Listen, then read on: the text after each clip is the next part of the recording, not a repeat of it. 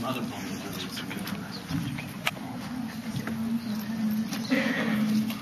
Any questions? Yeah, what's up?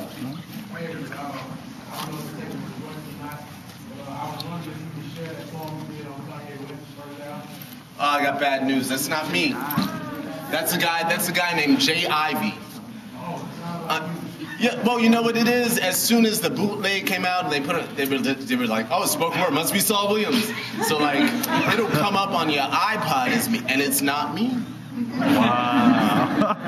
Yeah, I remember like I was getting called when that song came out. I was getting calls from friends in New York like, "Yo, you're on the radio. They just announced that you did a song with Kanye and Jay-Z. Why didn't you tell me?" For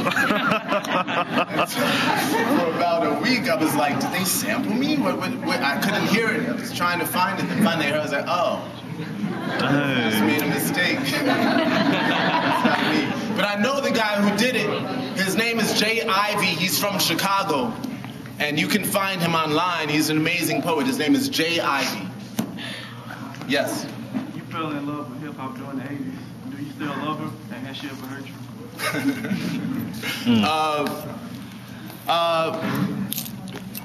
His question was, I fell in love with hip-hop in the 80s. Do I still love her? And has she ever hurt me? Of course, I still love her. Has she ever hurt me? Yes. Yeah, that's all. I mean, essentially it was just there was a point in the history of hip hop where I don't want to bore everybody. I'm sure the people here don't give a fuck about hip hop.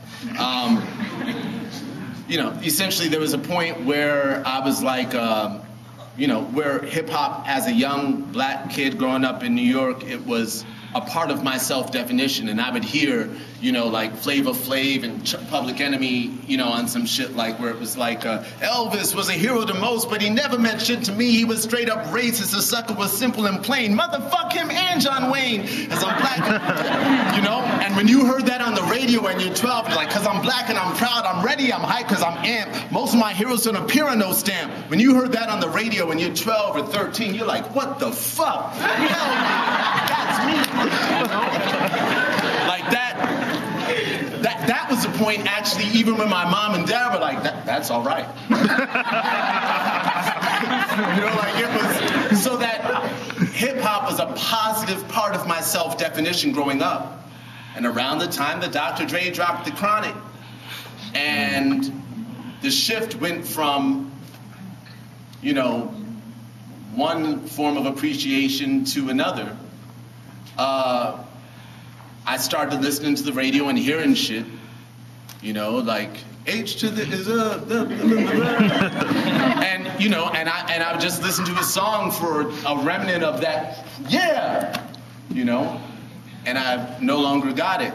Not on the radio. I had to start digging deep, you know, and of course I would find people like Outkast, or you know, I'd find whomever, you know, Organized Confusion, or, you know, like there were people, of course, that provided it still, but it wasn't in the mainstream. Outkast, of course, was, but there was a long period where it just seemed like it wasn't in the mainstream anymore. And so then it started being about, you know, the backpacker, conscious kids, or the fun, like, Cool Keith, crazy, wild and out type thinking, or Wu-Tang shit. You know, there were a few things that were still like, yeah, but it started becoming lacking. And so for me, that's when I started making music, because my relationship to hip-hop was kind of like a woman's relationship to her lover when he doesn't satisfy her, but she loves him, you know? She doesn't cheat on him, she gets a little toy.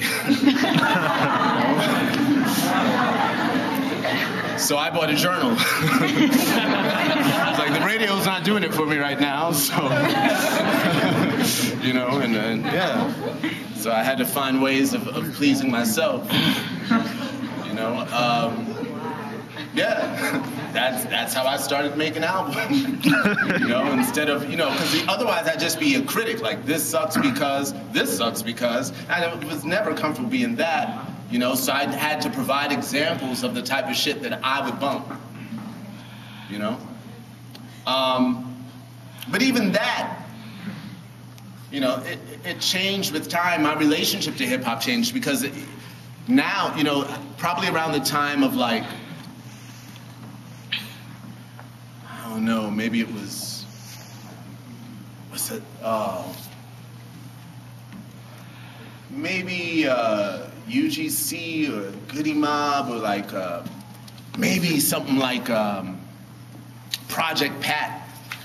Like those cats actually got me into hip hop in a new way. That's why I bring them up, is because once Southern hip hop started taking over, and no, but I'll tell you why. I'm not just saying that because I'm in the South, and you got your share of whack MCs too. But overall, what got me excited again was, you know, because cats would suddenly be like, but they're not saying shit, listen to them. And I was like, no, actually, you know, like you think of the history of blues, and someone like Robert Johnson in blues, he played the same guitar that everybody else played, but when he played with his back to the audience, because it wasn't what he was playing, but it was how he was playing. And when I listened to anyone from like a Project Pat, you know, I knew this nigga from the suburbs, cool with this other motherfucker from the outskirts. I started tripping on how they were saying and realizing that it wasn't about what they were saying, it was how they were saying it. And that was the freshest shit that I'd heard in a long time. And so then I started getting happy again, even though content-wise it may not have been uplifting stylistically. I was like, this is crazy. I loved it. So, it depends, you know. I'm not, as many would think, to me it's not really about the content as much as I realized that basically through that experience, was that it wasn't the content so much. There was a time where the people with the most interesting content also had the most interesting styles. Like there would not be a Nas or Jay-Z if it wasn't for KRS-One. Like, yeah, like he was saying positive shit, but it wasn't what he was saying either. It was how he was saying it. He had more words per minute.